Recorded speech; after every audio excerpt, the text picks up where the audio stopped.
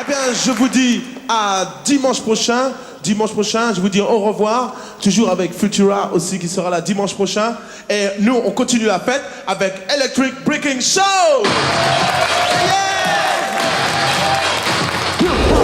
Flashback sur les ondes. Ça rappelle des souvenirs, hein. C'était quelque chose quand même. Hein. Ah bah c'est quelque chose, en plus c'est ce que je disais, c'était vraiment terrible de...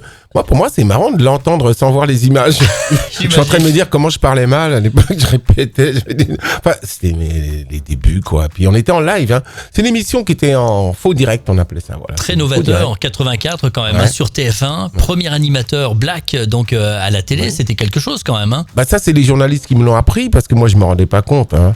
Bon, nous, on avance dans notre culture, j'avance dans ce qu'on me propose de faire et content de faire de la télévision, mais j'étais beaucoup plus pris par le fait d'amener une culture, d'amener la culture hip-hop. J'étais tellement occupé par ça que le reste, je m'en occupais pas. Alors, on va en parler évidemment pendant 2 heures avec Baptiste, avec Marjorie. Donc d'abord, Sidney, c'est pas votre vrai nom. Votre vrai nom, c'est Patrick Dutheil. Ben, vous vous trompez, mon vrai nom, c'est Sidney. Non,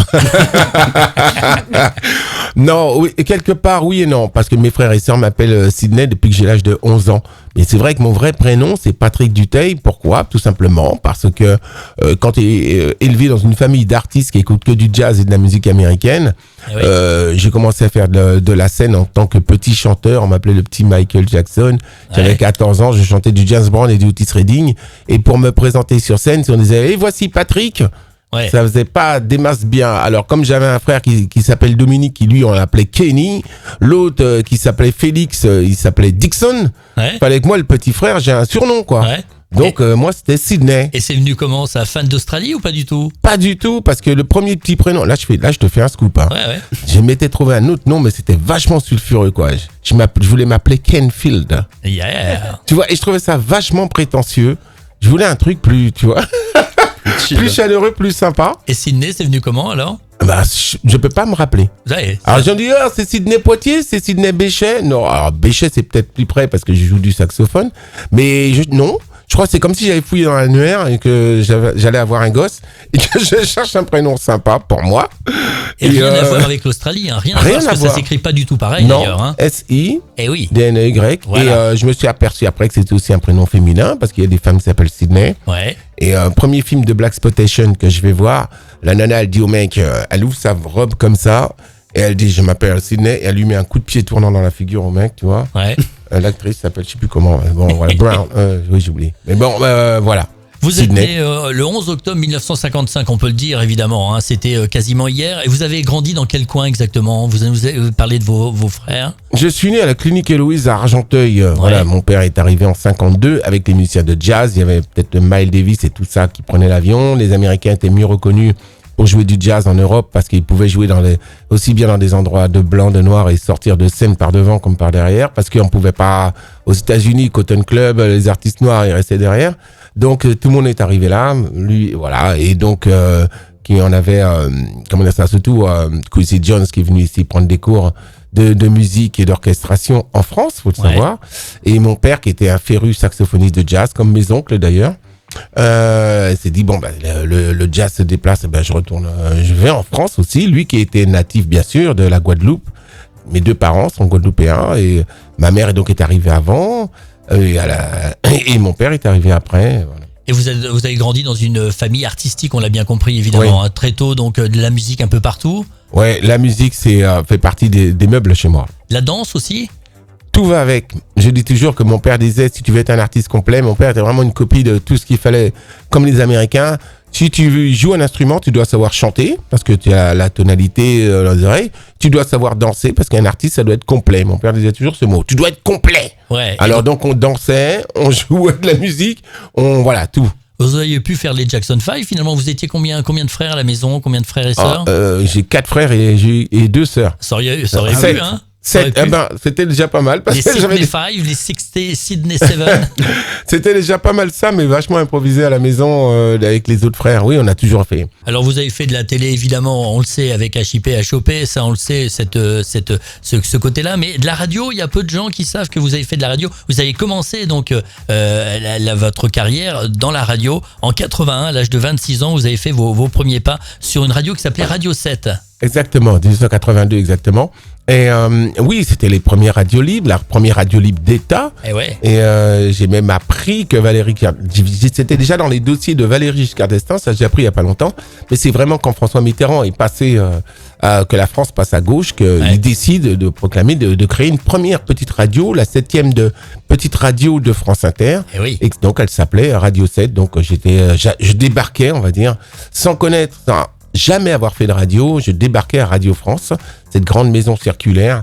C'est une histoire de rencontre. Comment vous êtes arrivé au micro? Alors, des connaissances, par goût de la musique déjà? Non, c'est Marie-France Brière qui est venue me chercher dans mon club de ma boîte black où je travaillais, boîte vraiment funky, reggae, hip-hop, enfin pas hip-hop encore, mais qui était donc à rue des Petites Écuries, pas loin du New Morning, et qui est venue me chercher parce qu'elle cherchait un animateur noir. Donc sous les conseils de Clémentine Sélarié, qui lui a dit, moi lors d'une réunion à Radio 7, Marie-France Brière, qui était donc notre directrice d'antenne, disait oui, je cherche un animateur black qui connaît la musique black et tout ça. Et comme Clémentine Sélarié et Jacques Higelin même venaient dans mon club, dans ma boîte, elle a dit mais j'en connais un, il connaît tout en musique black, c'est lui, il va le chercher. Elle est venue me chercher. Donc c'était à 22h, une quotidienne de 22h à minuit, je crois. De 22h à minuit, et l'enchaînement après de minuit 1h, c'était Clémentine, donc on a aussi des passages d'antenne mémorables.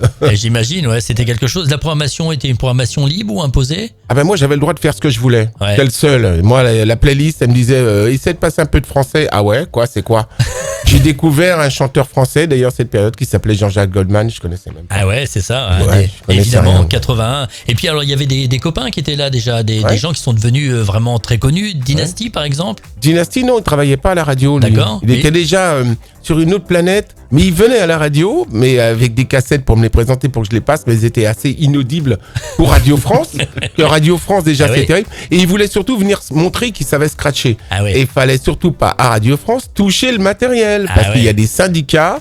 Ouais. Que vous connaissez, Ouais. qui voilà, eux sont terribles, fallait pas. Donc il y avait pas Dynasty, mais il y avait des célébrités. Il y a plein de célébrités qui sont entre Clémentine Sélarié qui est dans le théâtre, cinéma. Il y a, les débuts, il y avait Christophe de Chavannes a démarré aussi dans les années 80. Ouais. Il y a énormément Christophe Bourseiller aussi qui est aussi Il y avait une écrivain. Il y a liberté plein de journalistes. d'expression au sein de cette radio. On pouvait dire ce qu'on voulait en tout cas. C'était une radio, c'était vraiment des radios libres. On pouvait encore faire des choses qu'on peut peut-être faire attention à ce qu'on dit actuellement. Ouais, alors justement sur cette radio-là, vous avez choisi donc Funkadelic. Donc ça, c'est ce que vous passiez, notamment entre autres, c'était ce son-là. Oui, funkadélique. Moi, je mettais du funk et du funk. Un petit mot peut-être Baptiste là-dessus sur le funk et sur ce groupe. Bien évidemment. Donc, dans Funkadelic, pour ceux qui savent pas, il y a un grand monsieur qui s'appelle George Clinton, qui est un membre absolument iconique, qui a énormément popularisé du coup la P-Funk, donc qui est une funk beaucoup plus psychédélique, et beaucoup plus tard dans les années 90, la G-Funk, la Gangsta Funk. Et moi, j'avais une petite question par rapport à ça. C'est, est-ce que Funkadelic a joué un rôle particulier votre formation musicale? Vous tutoyez. Ouais, Non, on mais peut se tutoyer, c'est quand bon, même. ça y est, on a fait Ouais, connaissance, surtout. tout va bien. D'accord, monsieur. Ouais. Non, mais, donc ouais, est-ce que Funkadelic ça a joué un rôle hyper important dans ta culture musicale, même dans ton éveil musical?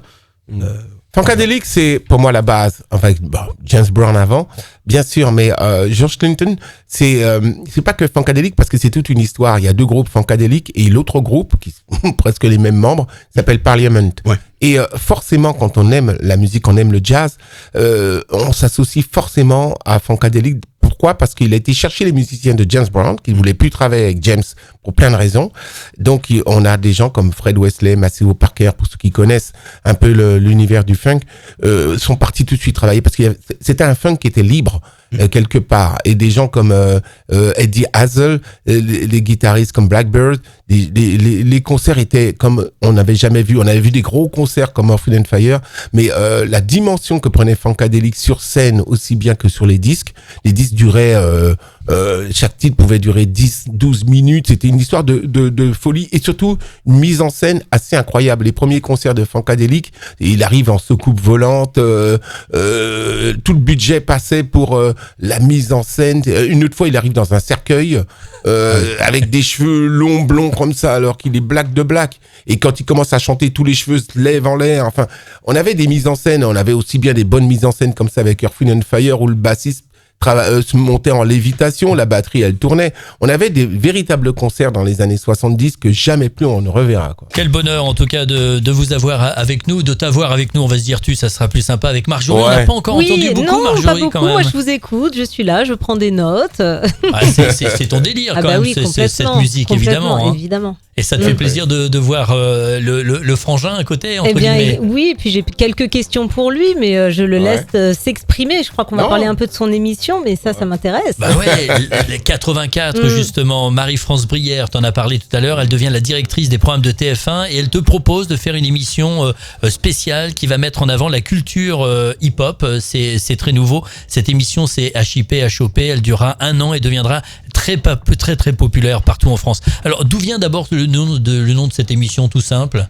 On voulait appeler l'émission Hip Hop, mais TF1, donc on voulait, bien sûr, Grand Prédateur, nous piquer le nom, déposer. Nous, ok, on veut bien que l'émission s'appelle Hip Hop, mais il faut que ça nous appartienne. Alors on a dit, écoutez, c'est pas un nom d'émission, c'est le nom d'une culture. On va demander à Afrika Bambaataa, on va demander aux New-Yorkais, est-ce qu'on peut appeler une émission Hip Hop? Alors bien sûr, Bambaataa nous dit, oui, pas de problème, tant que ça fait propager, faire connaître la culture hip-hop, aucun problème, appelez l'émission hip-hop. Seulement TF1 voulait les droits du mot hip-hop. Alors on s'est opposé.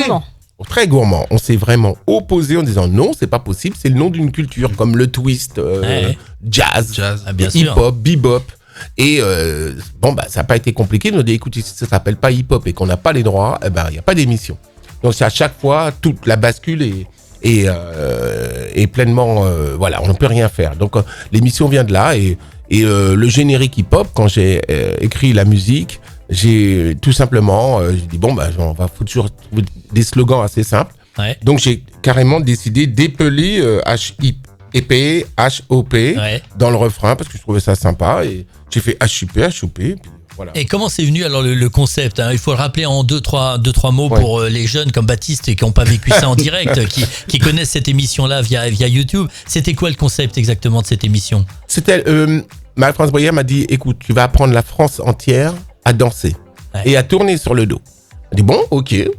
Donc le concept il est là. À partir de ce moment-là, j'ai réuni donc mes deux acolytes, Laurence Twitou et Sophie Bramley, qui elles toutes les deux connaissaient New York. Et j'ai dit écoutez les filles, vous allez arrêter vos métiers, vous allez venir bosser avec moi, avec plaisir bien sûr. Elles ont dit oui tout de suite sans même réfléchir. Amener la culture new-yorkaise à Paris, à la télévision, à TF1, alors qu'il y avait que 3 chaînes de télé à cette époque. Elles ont dit ok, donc on a fait comme toutes les émissions un peu à cette époque, mais nous c'était assez atypique parce qu'on n'avait que 14 minutes. Donc un sommaire, c'est ce qu'il va y avoir dans l'émission, une leçon pour apprendre les Français à danser. Donc il fallait que ce soit un petit peu ludique mais en même temps sympathique. Et le battle qu'on appelait le défi parce que je n'avais pas le droit de prononcer des mots anglais à TF1. Ah ouais. Et à la fin du battle, une petite récréation et salut, à la prochaine. Génial. Et alors beaucoup d'invités sont passés dans l'émission. Il n'y a pas eu beaucoup d'épisodes finalement. Moi qui ai vécu ça en direct, j'ai l'impression quand j'ai préparé l'émission que ça avait duré 2, 3, 4 ans et en fait non, ça a été assez court. 1 an d'émission, une 40aine d'émissions. Ouais, c'est ça, une quotidienne tous les dimanches, c'était. Tous les dimanches après Starkey et Hutch. Et donc je me demandais, effectivement, puisque c'était une émission sur une saison, à quel moment vous vous êtes rendu compte qu'il y avait un truc avec le hip-hop, avec HIP, HOP? On se m'en suis rendu compte après la diffusion de la première émission le 14 janvier 84, quand j'ai voulu sortir de chez moi, que c'était pas possible. Ouais. Et là, je vois j'habitais donc en face de la mairie de Saint-Denis, donc la grande place Victor Hugo. Et là, je veux essayer de sortir de chez moi et la place était noire de monde. Ouais. Et là, on se dit, qu'est-ce qui se passe? Et que tous ces jeunes ont des yeux vraiment émerveillés. Ils me regardaient comme j'étais pas le pape, mais qu'est-ce qui se passe? C'est quoi? Ils me disent, mais tu te rends pas compte? Enfin, on voit des petits Mamadou Mohamed à la télévision. Ouais. Tu rends quelque chose qu'on aime. Enfin, une culture qui va nous appartenir à nous, les banlieues, la cité. Un truc. J'ai amené un truc qui parlait aux jeunes de cette époque. Et là, boum. Tu prends ça comme boum, vraiment. Un raz-de-marée de dingue. Hein. Combien de téléspectateurs on s'est jamais occupé de l'audimat. Jamais occupé. Partout où j'allais, je pouvais pas aller aux chiottes et même faire pipi, je pouvais pas. Non. Le décor, c'était assez sommaire. Le décor, ça se passait où, les tournages? Alors, les décors étaient simples parce qu'on n'avait pas de budget. Bah oui. TF1 dit, écoutez, il y a déjà pas d'espace pour la diffusion, donc on vous met un espace où il y a rien pendant 14 minutes le dimanche. et pas d'argent, quoi. Pas d'argent, un budget de rien. Donc, avec Laurence et Sophie, on s'est dit, bon, on va mettre un bout de lino, des échafaudages et 3 lampes là-dessus. Et voilà. Et ça, c'était en direct ou c'était enregistré? C'était en faux direct. Donc, on enregistrait le mercredi, parce qu'il n'y avait pas d'école le mercredi après-midi. Tous les jeunes venaient. On tournait 3 émissions en une. On dit, c'est-à-dire 3 émissions en une après-midi. Je sortais de là-dedans épuisé à 1h du matin, 2h du matin, parce que je faisais les leçons après avoir reçu le public, qui lui partait plus tôt. Et après, on enchaînait les leçons de danse. Et leçons de breakdance, je vous dis pas physiquement. Beaucoup de Ouais. personnes sont passées dans cette émission, beaucoup de stars, des gens qui sont devenus très connus. Vous pouvez nous donner un petit peu la liste, tu peux nous donner un petit peu de La comme liste. ça, rapide, non pas une liste, mais Mais, quelques noms comme ça. Ouais, et déjà à l'époque de Radio 7, je l'ai appris après, hein. Ouais. MC Solar qui me dit, Claude qui me dit, mais tu sais, j'étais venu quand j'avais 11 ans faire une dédicace des t-shirts par Futura à Radio 7. Je dis, ah bon, il était déjà là. Et après, par la presse, j'ai appris dans le public qu'il y avait Joe Star et tout ça. Alors, Joe Star, Didier, je le connaissais parce qu'il habitait à Saint-Denis. On est tous de la même banlieue, 9-3, faut pas oublier ça. Et qui venait, Stomy, parce que je les connaissais, les petits, parce qu'ils sont de Stein. On est tous de la même région. C'est un truc géographiquement qui s'est établi tout seul. Donc déjà, depuis à la radio, ils écoutaient Radio 7 parce que je passais, parce que j'ai fait les premiers open mic, c'est-à-dire les premiers micros ouverts où les gars venaient rapper, s'exercer au rap. Lionel D venait, tout ça. Et donc les jeunes venaient déjà un peu à la radio. C'était déjà les prémices. Donc quand ça arrivait à la télévision, ils étaient tous là. Avec un générique de dingue. Donc Baptiste est venu avec le Maxi 45 tours, Oui, le j'ai vu. premier pressage, Merci. CBS dédicacé, donc avec un générique qu'on va écouter. Donc Baptiste, un petit mot peut-être sur ce titre de Sydney, donc qui est sorti en Maxi 45 tours. Effectivement. Alors, je m'étais un petit peu renseigné sur ce maxi. Donc, sur ce que j'ai cru comprendre, tu as produit ce disque avec un monsieur qui s'appelle Dr. Fred, DJ Fred. Je crois que c'est Dr. Fred. Dr. Fred qui était mon pianiste emblématique, c'est-à-dire on se connaît des potes, on se connaît depuis avec qui donc c'était aussi le pianiste du groupe Black White & Co. Et Donc, qui a bossé avec Passy aussi. il a bossé avec plein de gens, il a surtout été pianiste avec les Rita Mitsuko, avec Téléphone aussi, le groupe et voilà, actuellement il est dans les médias, mais il fait toujours de la musique, on est toujours en plein contact, puisque aujourd'hui ils nous ont pris 1 minute de notre musique du générique HIP pour un film qui sort aujourd'hui, qui s'appelle Police Flash 80, avec François Damien et Njigol, comme j'ai du mal à dire son Njigol, merci Marjorie, et Alexandra Lamy. Voilà. Ouais. Et donc super film qui sort aujourd'hui. Ils nous ont pris une musique parce que comme c'est un film sur les années 80, je sais pas ce que c'est, un film de police avec François Damien, ça doit pas être triste, et on est très content de voir que la musique est encore toujours là, quoi. On va revenir sur cette émission évidemment HIP avec beaucoup d'invités qui sont venus. Madonna qui est venue chanter la chanson Holiday, Sugar Hill Gang, Curtis Blow, Africa Bambaataa, Herbie Hancock. C'était quelque chose cette émission parce qu'ils avaient pas l'équivalent aux États-Unis, je crois. Hein. Non, c'est la première émission au monde sur la culture hip-hop. Nous, on se fait plaisir. Chaque fois, on disait ça avec Laurence Lutou. On se faisait plaisir à faire venir des gens. Comme l'émission marchait, on pouvait faire ce qu'on voulait, comme elle disait. Effectivement, donc, on s'est dit, le plaisir, c'est de faire venir ces artistes qui ont contribué, qui ont créé cette culture hip-hop. Donc, Bambaataa d'abord. Pour le graphe, parce qu'il y a plusieurs disciplines dans la culture hip-hop. Donc, pour le graphe, on avait Futura 2000. C'est déjà énorme. Les autres, c'était difficile de les faire venir, les graffeurs, parce que ce soit Boxer ou Bando, les gars sont dans l'anonymat, ils sont en train de graffer tout Paris, il faut pas qu'ils se fassent connaître en même temps. Il y a que leur blast que tu connaissais. Donc, et les DJ, donc Grandmaster DST. Est-ce que je me trompe si je dis que David Guetta, sa première télé, c'était chez toi? Tu te trompes, il était pas né. Non, je plaisante. non, c'est pas avec moi, sa première. Oh, sa première télé. Oui, sa première télé, c'est avec moi. Oui. Bien sûr, je suis bête. Parce qu'on a sorti en 91 le Maxi Nation Rap suite à la tournée, à la recherche des meilleurs groupes de rap français. Et forcément, oui, j'ai été le chercher, je l'ai trouvé au Race Club en train de mixer. Il mixait trop bien le funk, la soul et tout. J'ai demandé de faire cette tournée avec moi en 91, tournée Nation Rap. Et parrainé par Island, etc. Donc on s'est dit bon ok, et on s'est pas lâché, on est devenus super potes, et quand à la sortie de la compil, on s'est dit tiens, on fait un titre ensemble.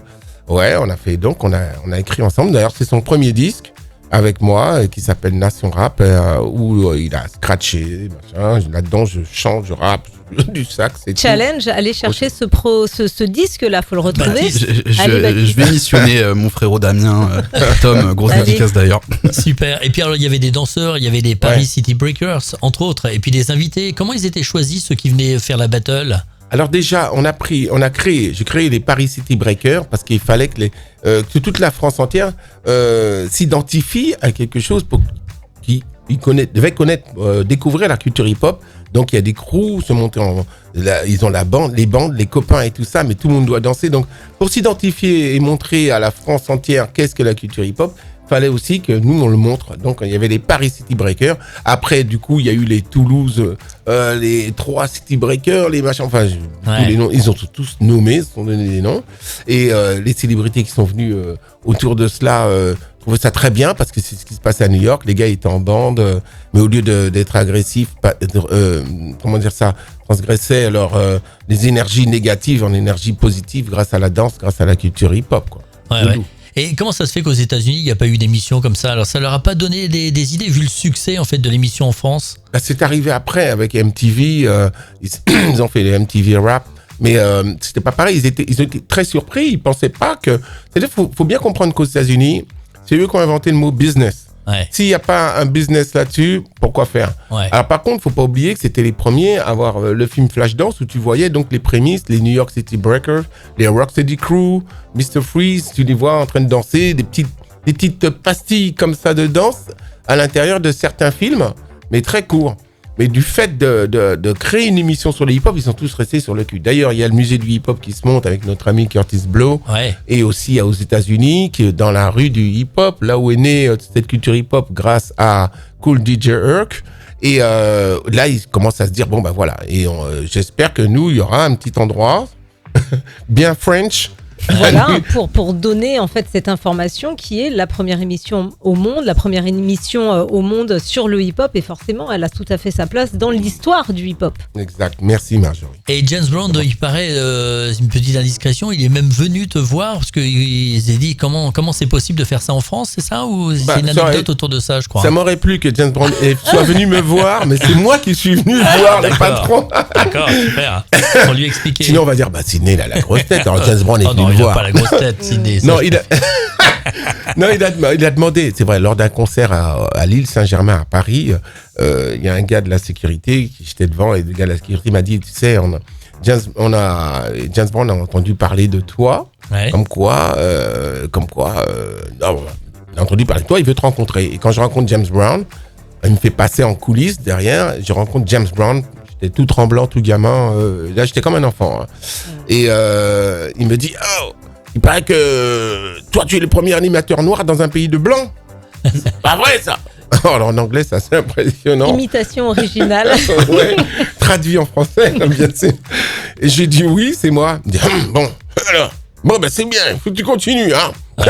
Alors, moi, j'avais amené une pochette de disque. Il s'est regardé sur la pochette. Ouais. Et il a décidé de me le dédicacer. Voilà. C'est vrai? Ouais. C'est chouette ça. Hein. Ouais. Rencontrer James Brown. J'ai eu cette chance, vraiment, j'avoue, j'ai eu beaucoup de chance. Rencontrer James Brown, Stevie Wonder, plein, tout Earth, Wind & Fire. On peut retrouver quelques photos sur internet en cherchant bien, me semble-t-il. Oui, on peut retrouver quelques photos, mais à cette époque-là, j'avais moi mon appareil photo, mais je tremblais tellement que j'ai pas fait de photo avec James Brown. Oh non. Il y avait pas de portable à l'époque. Et justement, ça tombe bien, tu as choisi The James Brown Orchestra comme petite illustration avec Mother Popcorn. Je propose de l'écouter tout de suite. Alors oui, c'est pas James Brown Orchestra, c'est Monsieur Prince qui rend hommage à James Brown. Attention. Et en lui reprenant ce titre, Mother Popcorn. En live, s'il vous plaît, c'est l'un des choix de Sydney. Écoutez, c'est juste magnifique. Ah, c'est James Brown cette version. C'est pas la même. On est en 85, ça y est, HIP, c'est terminé. Juste une petite année, mais alors une année qui a laissé de grands souvenirs. Hein. Quand tu te balades dans les rues, on te reconnaît forcément. On l'a testé avec Marjo à Senlis l'année dernière. Et même des jeunes qui viennent te voir, parce que c'est des souvenirs incroyables de leurs parents. Et t'es vraiment une figure iconique quand même de la télé, avec juste une année simplement de passage. C'est quand même très peu. Et ça a beaucoup marqué les mémoires et les gens. Bah écoute, c'est à moi, à chaque fois c'est la même très bonne surprise. Je crois que c'est le meilleur salaire qu'on puisse y avoir. un jour, j'ai un rappeur très connu maintenant en France, qui s'appelle Kondo. On a partagé une scène ensemble et qui dit, mais attention, Sydney, toi, personne... nous, on est obligé de faire chaque fois un album pour se faire connaître. Et si on fait plus de musique, tout peut s'arrêter. On peut passer aux oubliettes. Mais toi, t'as amené la culture hip-hop, donc on peut pas t'oublier. Donc t'as rien besoin de faire.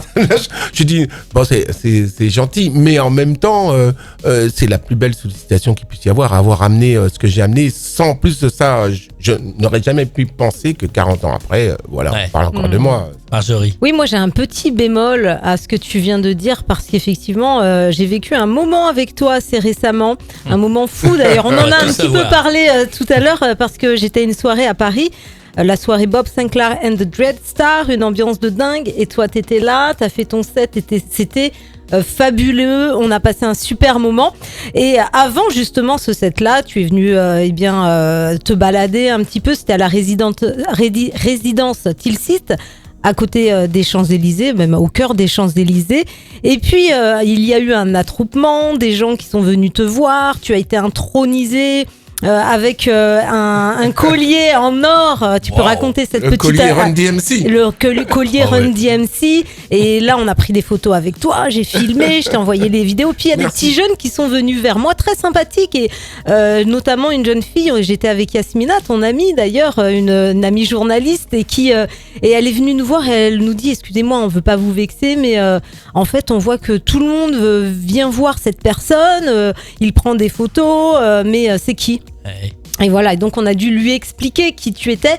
Et c'est vrai, tu l'as expliqué un petit peu tout à l'heure en off, quand tu disais que Bob Sinclair te dit, quand tu lui demandes quel est ton public, et il te dit, mon public, ils te connaissent pas, débrouille-toi, fais-nous un set génial, et toi tu sais ce que tu as fait, mais effectivement, ils ne te connaissaient pas tous, surtout la nouvelle génération. Et moi, je me suis dit quand même que c'était fou parce que t'es pas juste quelqu'un, t'es une origine, t'es le hip-hop, on sait pas qui doit qui à la France, au niveau du hip-hop. Ça m'a fait réfléchir à quel point cette culture, elle peut évoluer puisqu'elle est toujours là, se transformer. Et ceux qui l'ont construite et ceux qui continuent à la construire deviennent de plus en plus invisibles. Toi, est-ce que tu as l'impression qu'il y a quelque chose qui t'a échappé ? Vraie question, elle n'a pas dormi, Marjorie, t'as pas dormi. Et j'ai dormi un petit peu, 5 heures. T'as une demi-heure. 3 pages. Non, échappé, des fois je me dis, oui, est-ce que des choses m'ont échappé ? Parce que je me pose cette question, mais je me dis que quand on est précurseur, forcément, on bâtit des choses et c'est les autres derrière qui récupèrent les lauriers quelque part. Non, je pense que moi, je remercie Dieu tous les jours de ce qu'il me donne. Surtout d'abord et avant tout une bonne santé, partager de l'amour. Et ce qu'on a, on a. Et ce que je suis devenu. Et c'est bien, je suis content parce qu'il n'y en a pas deux comme moi. Et que je dis souvent aux autres artistes qui me demandent des conseils, faites pas comme tout le monde, faites votre truc à vous. Quoi faire comme truc, trouve, mais cherche ou ne cherche pas. Fais ton truc, do your own things. Mais on a toujours l'impression, on se pose toujours la question en tant qu'artiste quand même, qu'est-ce qui m'a échappé ? Moi, il y a des trucs qui me manquent, c'est sûr. Je suis pas devenu célèbre avec un instrument de musique, comme je joue de la musique, et je suis devenu célèbre autrement. Et quelque part, j'aime pas non plus trop ce truc aussi. Je suis devenu célèbre. Non, célèbre, c'est pas le terme. C'est plus avoir réussi à faire quelque chose qui a impacté le monde entier. Surtout la France pour moi, à mon niveau. Et je suis hyper heureux de ça, quoi. Je veux dire. Après, il y a toujours des trucs, on se dit, tiens, moi, ce qui m'échappe, des fois, je me dis, mais pourquoi ils n'ont pas continué cette émission hip-hop à la télé, dont aujourd'hui, je serais peut-être juste derrière le producteur, la personne bien sage. Ça a été quoi les raisons de l'arrêt de l'émission, alors c'est nous-mêmes déjà, l'arrêt était aussi budgétaire. D'accord. Franchement, on pouvait plus, au bout d'1 an et demi, on a plus les budgets. Et deuxièmement, on avait appris la France entière à tourner sur le dos. Et troisièmement, on voulait passer à autre chose, à une émission beaucoup plus grand public. On m'a donné aussi la chance d'avoir un direct à 22h30, en deuxième heure d'émission, un direct de musique, mais avec du rock, plein de choses et tout, très élargi, en même temps, j'aurais continué de parler hip-hop. Ouais. Cette émission s'est appelée Code d'amour. Elle a duré 6 mois, de janvier à juin 1986. Mais manque de peau, les producteurs que j'avais ont essayé de museler cette culture hip-hop. Donc, on n'a pas pu... Je me suis pas trouvé du tout dans mon élément. Le public s'est demandé ce que je faisais. Et j'ai tout arrêté en juin. Est-ce qu'on ne 85. pensait pas que ça allait être juste une mode, que ça allait s'arrêter comme certains mouvements, effectivement, qu'on n'a pas anticipé ce qui allait se passer justement au niveau du hip-hop? Alors, il y a un peu de ça, il y a vraiment un peu de ça, peut-être même beaucoup, un peu de ça. Mais je pense que, quelque part, entre guillemets, l'ascension du hip-hop a été tellement fulgurante que quelque part, je gênais, avec des guillemets, je gênais un peu sur cette histoire du PAF français. Il y avait toujours pas beaucoup de chaînes de télévision en 85. Et que, bon, ben, lui, c'est bien. Alors oui, effectivement, c'est peut-être une mode, son truc. Ça a peut-être passé parce que, bon, les Arabes, les Noirs à la télé, bon, c'était bon. Sydney, c'était très bien, merci, au revoir. Donc, quelque part, il aurait fallu, c'est peut-être justement ce qui me manquait, cette conviction de se dire, bon, je me suis battu. Après, j'ai essayé de refaire de la radio, on a essayé de faire plein de trucs. Et puis après, j'ai été quelque part muselé. Je vais pas jouer la victimisation, mais peut-être que j'avais pas les dents suffisamment et la bataille assez me sentir suffisamment fort pour continuer. Et j'ai peut-être été défaitiste là-dessus, mais je me suis dit bon bah la télé, après tout, c'est pas pour moi. Et puis j'écoutais des gens je les écoutais pas, mais on a des influences qui me disaient c'est bien Sidney, de toute façon t'es pas un homme de télé, t'es un artiste, va faire ton métier. Mais effectivement non, il aurait peut-être fallu que j'insiste pour continuer mon chemin. Après mon chemin, ça aurait été, je ne sais pas, tu vois, peut-être faire animateur, remplacer Nagui. Il y a eu des projets avec Skyrock, donc t'en parlais de l'émission où on t'a même dit le rap c'est fini à l'époque. On t'avait dit ça sur Sky, quoi. Skyrock, non, ils m'ont dit tout simplement, tu sais, voilà, tu vois, ça s'appelle Rock, c'est une chaîne de radio rock et pas rap, mon gars. On t'aime bien, bois un café et puis rentre chez toi. Il y avait Radio Maximum, Radio Europe 2, il y avait plein de radios. Non, après j'ai quelqu'un qui est devenu assez, qui était dans les médias, qui m'a dit mais tu sais Sidney, à cette époque-là, on voulait plus entendre parler de toi. Les gens des radios m'ont, alors je vais pas dire par racisme ou des choses comme ça, mais j'étais une figure tellement.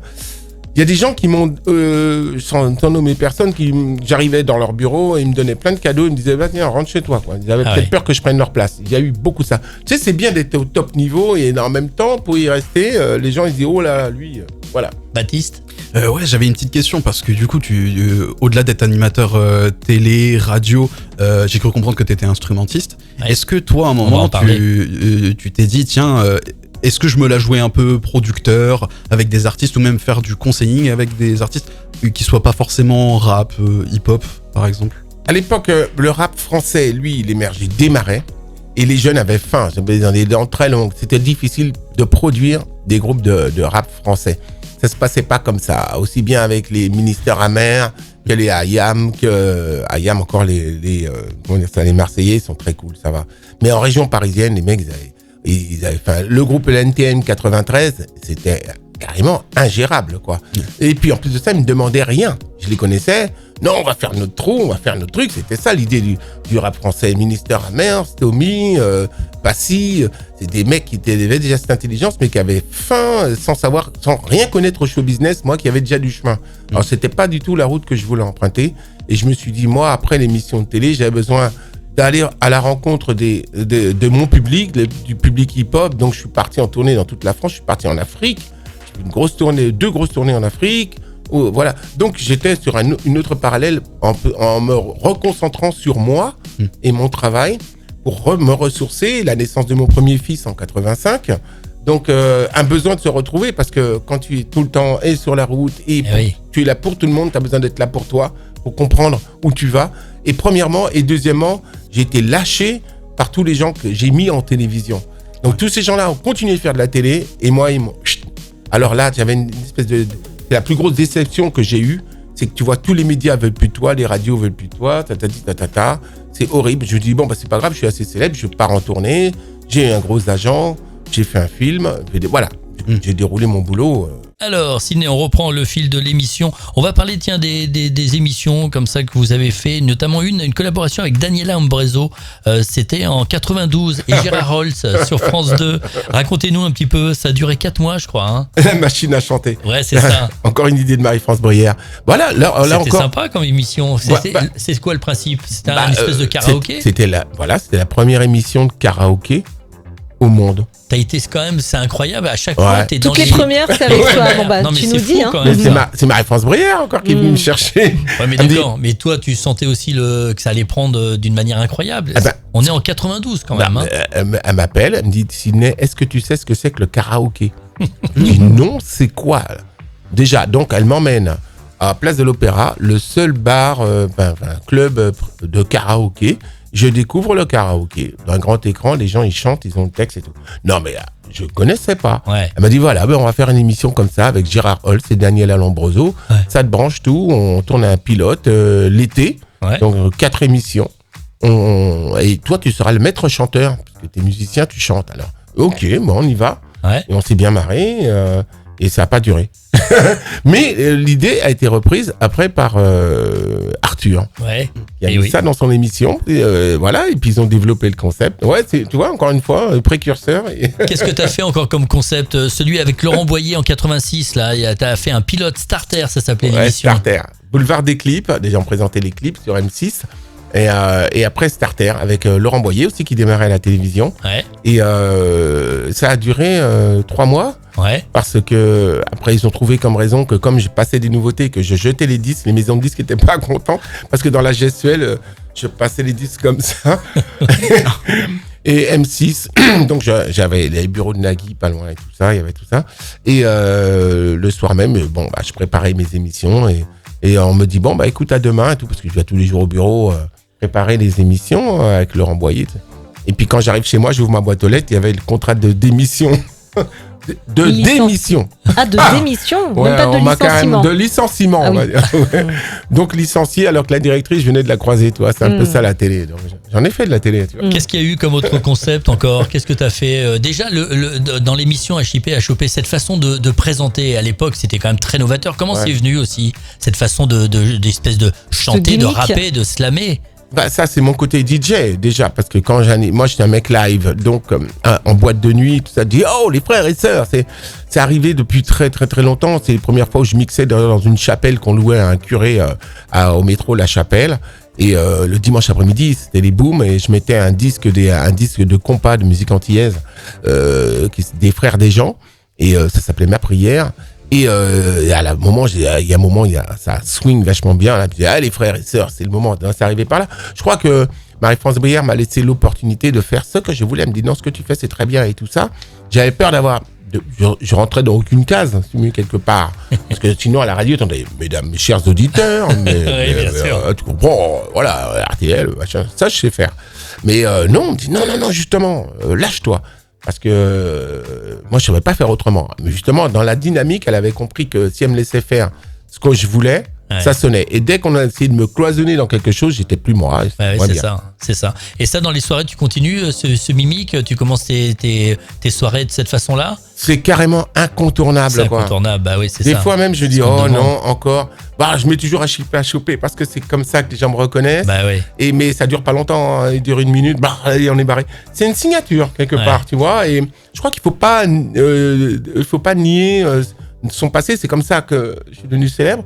Et c'est une image que tout le monde adore toujours parce que les gens que je croise dans la rue ne se rappellent plus de mon prénom. Ah, c'est monsieur, c'est vous, HP, la poupée. Voilà, donc voilà, c'est beau ça. Alors on a parlé des casquettes évidemment qu'on connaît d'animateur radio, d'animateur télé, mais il y en a 2 autres, celle de musicien, t'en as un petit peu parlé mais on va y revenir dessus, et puis celle d'acteur également. T'as été acteur dans un film notamment. Pour commencer, c'était quoi les débuts? Alors acteur, non, faut le dire vite parce que c'est un métier d'être 85, comédien. avec Aldo Machon. Aldo Machon direct et tout. Là, c'était un grand moment parce qu'il me dit tiens, un long métrage, pourquoi pas. Mais bon, là, je découvrais. J'aime pas dire que je suis comédien. Donc, j'ai pris un peu de cours de théâtre un petit peu pour voir un peu comment c'était. Je me suis aperçu que c'est aussi un véritable métier. J'ai fait des castings pour d'autres films où j'étais très mauvais, je pense, dans les castings parce que j'étais pas assez préparé. Ouais. C'est un pur métier d'être comédien. Et il faut pas faire. Je n'aime pas mal faire ou à moitié. J'aime bien faire, être content de ce que je fais. Je me trouvais pas du tout bon, et donc ça a pas duré. Après j'ai fait quelques apparitions dans des petits téléfilms, des trucs, mais bon. Bon, sinon t'es client d'aller dans les salles obscures, j'imagine. Tu vas voir des films. Tu iras voir le film sur Michael Jackson. Peut-être que tu l'as déjà vu en avant-première. Non, je l'ai pas encore vu. Non. Ça Je te vais le tente, ça te découvrir parle comme toi. Ah, bah oui, bien sûr. avec T'as un invite, tu m'appelles. avec Isaac Jackson dans la famille qui va Ouais. jouer le neveu, c'est ça, de Ouais, qui joue le Michael. neveu, ouais. T'as fait la tournée, je crois, avec les Jackson 5, non? C'est ça? Tu nous racontais ça Pas la tournée, parce qu'une tournée de Michael Non, Jackson, mais- c'est 6 mois. Non, mais mais en t'as- Belgique, ouais, je suis resté 3 jours avec toute l'équipe en Raconte-nous un backstage. petit peu, c'était comment alors? Ben écoute, j'ai Alexandra, une des danseuses des Ladies Night, première compagnie de danseuses dans l'histoire du hip-hop, hein, et qui connaissait le PDG de Pepsi Cola, et qui m'a emmené, qui me dit ouais, j'ai pas de bagnole, on peut aller sur la tournée de Michael Jackson en Belgique, ça te branche et tout. Donc on est parti là-bas, on était reçus super bien, on avait les backstage, je me retrouve 3 jours en backstage avec toute l'équipe l'équipe de Jackson. Je suis gentil, plus de 300 personnes qui travaillent derrière, quoi. Ah ouais, quand même, C'est quelque chose. énorme, ouais, énorme, en 92. Et alors, les souvenirs, qu'est-ce que t'as comme, Énorme. qu'est-ce qui te viendrait qu'est-ce que t'as gardé comme image, comme souvenir? Bah, c'est parce que le meilleur souvenir que je peux dire, c'est que je ne pensais pas que Michael Jackson était autant immense dans ce monde, quoi. À lui tout seul, une tournée, c'est 10 présidents de pays qui se déplacent, quoi. Ouais. C'est pire que le pape. Ouais. Et là, tu t'aperçois, tu te dis, bon, ok, moi, j'écoutais Michael, j'aime Michael, bon, tranquillement. Mais j'étais plus fan de James Brown ou de Prince, et qui sont carrément autre chose. Mais Michael, je pensais pas que ça représentait cette lourdeur. Je me retrouve dans mon backstage, il y a Liz Taylor, il y a des invités qui étaient là derrière moi, avec tous ensemble. T'as des gens comme Liz Taylor, d'autres acteurs. Non, vraiment, c'est un niveau mondial tellement puissant que tu dis, ok, respect. Et lui, la personne qu'il est, qui pour moi était un extraterrestre. On appelle ça, c'est un type qui depuis qu'il est petit, il est célèbre. Et depuis qu'il est petit, il est dans un monde où il aurait voulu être comme tout le monde, mais il n'est pas comme tout le monde. Et ça, c'est fabuleux parce que tu rends compte que j'ai vécu des trucs que personne ne peut vivre si tu ne le sais pas, quoi. Ouais. Tu ne vis pas. Alors, donne-nous un petit peu des trucs, par exemple, chez Jackson ou d'autres. Là, t'as choisi Earth, Wind & Fire. T'as fait une tournée aussi avec eux ou pas du tout? Alors, Earth, Wind & Fire, c'est parce que comme je suis musicien, j'étais fan de tous ces groupes-là et Bah oui. j'étais omnibulé par des concerts de Wind & Fire. J'étais tellement fan, mais fan avec un F majuscule, fan avec des lettres d'or, que je me suis faufilé, gamin. À la fin du concert, je me suis faufilé. Je suis monté dans leur bus tour. Je suis monté dans le bus. J'étais le premier assis là. Je les attends et je les lâche pas. Je pars avec eux aux États-Unis. J'étais démembrané par Maurice White et toute l'équipe des frères White de Earth, Wind & Fire. Et ils sont tous montés, les musiciens, dans le car pour partir à l'hôtel.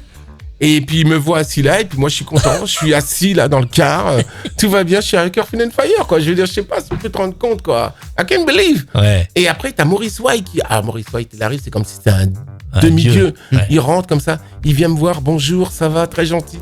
Je suis là, oui, ça va. Tu avais quel âge? Tu es qui? Je sais pas, 17, 18 ans. Et il me dit, tu es qui? Ben, je dis, moi, je suis là, quoi. Il me fait, déjà, j'avais un anglais pas terrible. Et il dit, mais tu sais, c'est gentil, hein, c'est bien, mais tu peux pas rester avec nous, tu vois. C'est un truc de Et fou. je dis, ben oui, c'est dommage. Et je suis descendu du car, mais j'étais déjà content.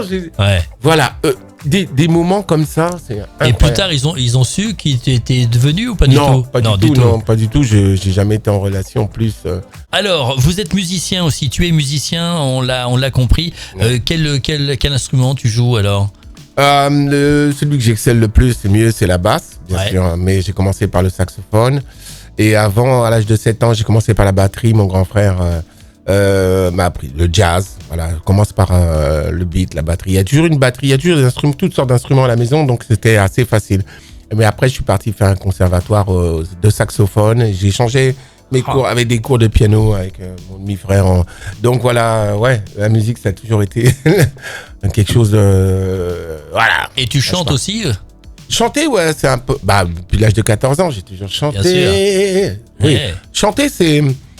on doit savoir chanter dès qu'on est musicien. Ça va faire chier beaucoup de gens qui se disent ça. Mais dans la vibration, moi, j'ai toujours une mentalité très américaine et en même temps très ultramarine. Les Antillais chantent. On a toujours chanté. Les Arabes, ils chantent. Les Français, ils chantent. Tout le monde chante. Alors, le nom de ta formation, alors, ça s'appelle comment? Le groupe? Mon groupe que j'avais à l'époque, là, actuellement. Ouais. Actuellement, c'est Les Incorrigibles. Ça fait une association que j'ai montée de fous furieux, on va dire. Et c'est un peu dans un esprit un peu funkadélique, donc on était pas mal de fous furieux, musiciens, pas musiciens, ambianceurs. Des potes. Et j'ai monté une assoce qui s'appelait en 92, qui s'appelait Les Incorrigibles. J'ai décidé de garder ce nom-là comme nom de groupe, donc c'est Sydney Les Incorrigibles. Et quel style de musique alors? Une musique incorrigible. Évidemment, forcément. Tout simplement. Non, du funk, du jazz funk, c'est toujours parti sur du funk, jazz funk, et surtout beaucoup de fun. C'est toujours une grande fête avec toujours des invités, des musiciens invités. Là, je peux pas en parler encore parce que je peux pas certifier les gens qui viennent cette tournée tant qu'ils n'ont pas dit oui, tant que c'est pas encore fait. Donc il y a une tournée Voilà. là qui est en cours là. Non, je prépare déjà. Je vais parce que Déjà. maintenant on fait plus d'albums. C'est ça le problème. Je suis Eh un peu oui. perdu parce qu'avant on faisait un album, et il y Bien avait sûr. un distributeur, patati patata. Donc je vais mettre pour septembre là, on sort 4 titres et après 4 autres titres qui vont être complètement différents. Il y a 4 titres qui vont être funky. Après je vais sortir 4 autres titres qui sont très jazz funk où il y a plein d'invités. Certainement, ils m'ont déjà dit oui. Mario Canonge au piano donc pour le jazz. Tony Tixier, des frères Tixier, Ah oui. dont l'autre est violoniste aussi avec Stevie Wonder aux États-Unis, Scott. Et donc, ils m'ont déjà dit oui par principe. Ils ont déjà entendu un peu la musique. Donc, il y a des trucs très jazz funk. Donc, il y a un hommage à Herbie Hancock qui s'appelle Tribute to HH. Ouais. HH comme Herbie Hancock, mais comme hip hop. Eh oui. Et donc, j'en ai parlé à Herbie Hancock. Il m'a dit envoie-moi la musique. Je vais lui envoyer la musique, mais avec Tony Tixier qui sera au piano. Voilà. Donc, il y a surtout pour moi, on vend plus de disques, donc c'est de la qualité musicale que j'ai besoin de faire connaître, faire savoir, et surtout je vais pas faire chercher à avoir une auditoire. Je fais ma musique, elle plaît pas, c'est pas grave. Mais On moi, le fait. il y a un hommage à Barry White. Je crois que c'est un album. Je peux pas parler d'album, mais des musiques qui vont refléter tout ce que j'ai écouté, tout ce que j'ai aimé. Donc j'ai créé un titre qui s'appelle You're the One for Me, qui est un gros hommage à Barry White, où j'ai passé vraiment des nuits blanches à écrire les violons et tout ça. C'est un boulot de ouf. Mais je suis assez content du résultat et j'ai envie que tout le monde le découvre. Et puis voilà. On a hâte de découvrir Après, ça. voilà. Baptiste. Et, ouais, j'avais une petite question parce que là, tu parles. Il va falloir que je m'y habitue au vouvoiement et au tutoiement. yeah. Mais du coup, à ton association que tu as montée en 92, mais bien avant, quand tu étais plus jeune, tu avais un groupe de rhythm and blues, si je dis Ouais. pas de bêtises, où Ouais. tu chantais du Otis Redding Ouais. et du James Brown. Comment il s'appelait déjà ce groupe Le Chimes of Fool. James of Fool. Il reste quelques survivants qui étaient plus âgés que moi, mais d'ailleurs un spécial dédicace à Daniel le Bestel qui est toujours là, qui avait 18 ans. Lui, il avait 18 ans à l'époque, il venait me chercher à la maison et mon père me laissait partir que si j'étais accompagné de mon grand frère et si j'avais bien travaillé à l'école. Alors j'avais le droit le samedi d'aller chanter dans des boîtes de nuit, parce qu'on jouait en live dans des boîtes de nuit de la région, donc Herblay dans le coin vers chez nous. J'étais une petite célébrité dans le 95. Et je faisais, comme j'avais 14 ans, j'avais pas le droit d'être dans le public, parce que c'était interdit aux mineurs. Donc j'attendais derrière la scène le moment de chanter. Et on faisait 2 sets comme ça, et voilà, c'était, oui, effectivement, les Chimes of Fool. Et après, quand j'étais quand je suis plus rentré dans le métier, j'étais saxophoniste ténor pour des orchestres africains. Ouais. Donc on soufflait le saxophone toute la nuit, bon, parce que c'était les balles. Donc Ça j'ai fait du dansait. baloche africain. Ouais. Et tu joues du saxo jusqu'à plus soif, tu rentres à la bouche comme ça.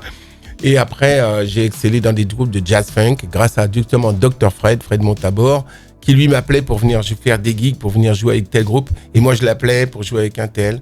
Et après, j'ai commencé à jouer avec plein de gens et à faire plein de bœufs, plein de trucs. Manu Dibango. J'ai commencé à rentrer, à jouer avec plein de mecs avant de qu'on ait monté un groupe qui s'appelait Men Shark, qui était un groupe de jazz rock et très jazz funk et tout ça. Et là, j'ai joué du sax ténor, on jouait du Grover, du Hancock, plein de choses. Quel bon son, hein, c'est incroyable. Merci pour ces découvertes, c'est juste dingue. Hein. Thank you. Thank you very much. I'm still alive. Et merci pour toutes ces anecdotes. Et moi, je me suis posé une question. Du coup, à quand les mémoires signées Ah Sydney ouais, pas bête. Ah, quand mes mémoires. Bon, alors, Ça, c'est pas je dois le projet dire. livre. Je dois le dire. Ah, moi, je sais pas. Je pose des questions. Ouais, là, je suis en pleine écriture avec ouais. Thomas Gattner, un mec qui m'aide aussi, un très bon écrivain sur l'histoire, enfin, dire journaliste dans l'histoire de la musique déjà, et surtout du hip-hop. Et Thomas donc me file un coup de main parce que bon, c'est un premier livre, je suis pas écrivain, moi, comme tout le monde, et donc sur l'histoire, sur mon histoire de la culture hip-hop. Et donc là, je vous fais un petit cadeau parce que j'ai pas encore annoncé à la presse, je suis pas en promo encore ni rien. C'est génial. C'est pas fini parce qu'on n'a pas fini d'écrire déjà. Ça devrait sortir, d'après ce qu'a dit les éditions La Rivière, à la rentrée septembre, enfin avant la fin de l'année. Voilà, alors j'ai sans prétention, je préfère attendre de voir ce que les gens vont en penser. Et puis en même temps, j'ai trouvé l'idée très sympa quand on me l'a proposé. Mais ma véritable truc que je voudrais faire, c'est vraiment écrire ma biographie. Oui. Ma biographie, c'est ça? Ouais. Ton histoire. Je voudrais faire, c'est tout, et la faire seule, j'aimerais bien écrire mon histoire. Et parce qu'il y a vraiment des choses fantastiques que j'ai envie de raconter, de faire partager. Quoi. Des rencontres, là tu nous as donné quelques anecdotes, c'est juste dingue quand même. Hein. On sent beaucoup d'humilité chez toi de toute façon. Hein.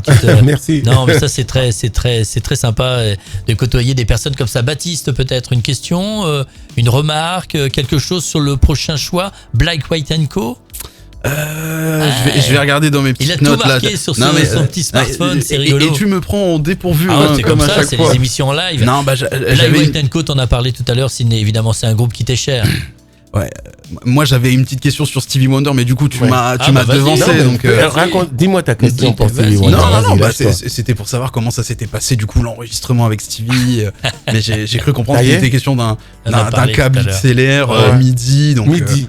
Donc il en a parlé tout à l'heure. Est-ce que Stevie a demandé à avoir ce disque justement parce que tout ce qu'il fait, il a peut-être envie d'avoir aussi son disque personnel. T'as eu l'occasion de lui envoyer? Alors j'ai eu une occasion terrible, superbe. Un jour c'est Thierry Ardisson, qu'on était potes avec Thierry, qui m'appelle 2 ans après, qui me dit tiens, j'ai un interview, je vais interviewer Stevie Wonder dans un autre grand hôtel à Paris.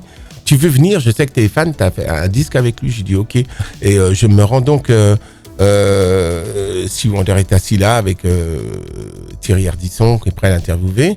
Et je viens pour serrer la main à Stevie Wonder. J'ai pas le temps de lui dire que tu te rappelles de moi, c'est Sydney. Il me fait ah Sydney, comment vas-tu?